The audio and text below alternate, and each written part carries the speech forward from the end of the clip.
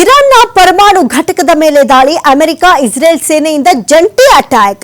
ನಂಟಾಜ್ ಪರಮಾಣು ಘಟಕದ ಮೇಲೆ ದಾಳಿಯನ್ನ ನಡೆಸಲಾಗಿದೆ. ಮೊದಲನೇ ದಿನ ನಡೆದಂತಹ ದಾಳಿಗೆ ಇನ್ನೂ ಆ ಭೀಕರತೆಯ ನೆನಪು ಮಾಸಿಲ್ಲ. ಈಗಾಗಲೇ ಮತ್ತೆ ಜಂಟಿ ದಾಳಿ ನಡೆದಿದೆ. ಅಮೆರಿಕ ಇಸ್ರೇಲ್ ಸೇನೆಯಿಂದ ಜಂಟಿ ಅಟ್ಯಾಕ್. ನಂಟಾಜ್ ಪರಮಾಣು ಘಟಕದ ಮೇಲೆ ದಾಳಿಯನ್ನ ನಡೆಸಲಾಗಿದೆ. ದಾಳಿಯಿಂದಾಗಿ ವಿಕಿರಣ ಸೋರಿಕೆಯ ಭೀತಿ ಎದುರಾಗ್ಬಿಟ್ಟಿದೆ. ಒಂದು ವೇಳೆ ಈ ವಿಕಿರಣ ಸೋರಿಕೆಯಾದ್ರೆ ಪರಿಸ್ಥಿತಿ ಮತ್ತಷ್ಟು ಬಿಗಡವಾಗುವಂತಹ ಸಾಧ್ಯತೆ ಇದೆ. ಆದರೆ ವಿಕಿರಣ ಸೋರಿಕೆ ಆಗಿಲ್ಲ ಎನ್ನುವಂತಹ ಸಮಾಧಾನಕರ ಮಾಹಿತಿ ಸದ್ಯಕ್ಕೆ ಲಭ್ಯವಾಗ್ತಾ ಇದೆ.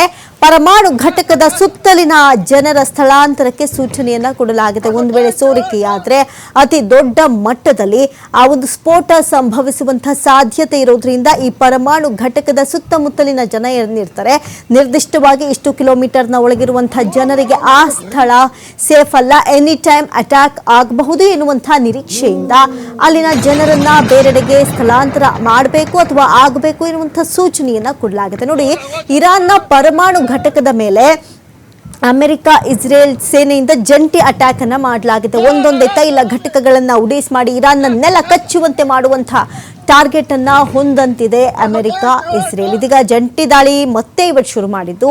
ನಂಟಾಜ್ ಪರಮಾಣು ಘಟಕದ ಮೇಲೆ ತೀವ್ರ ದಾಳಿಯನ್ನು ನಡೆಸಿದ. ದಾಳಿಯಿಂದಾಗಿ ಒಂದು ವೇಳೆ ವಿಕಿರಣ ಸೋರಿಕೆಯಾದ್ರೆ ಅತಿ ದೊಡ್ಡ ಸ್ಫೋಟವಾಗುತ್ತೆ. ಹಾಗಾಗಿ ಸೋರಿಕೆಯ ಭೀತಿ ಇರೋದ್ರಿಂದ ಸದ್ಯಕ್ಕೆ ಗೊತ್ತಾಗ್ತಾ ಇರುವಂತಹ ಅಪ್ಡೇಟ್ ಪ್ರಕಾರ ವಿಕಿರಣ ಸೋರಿಕೆ ಆಗಿಲ್ಲ, ದಾಳಿ ನಡೆದ್ರು ಅಂತ.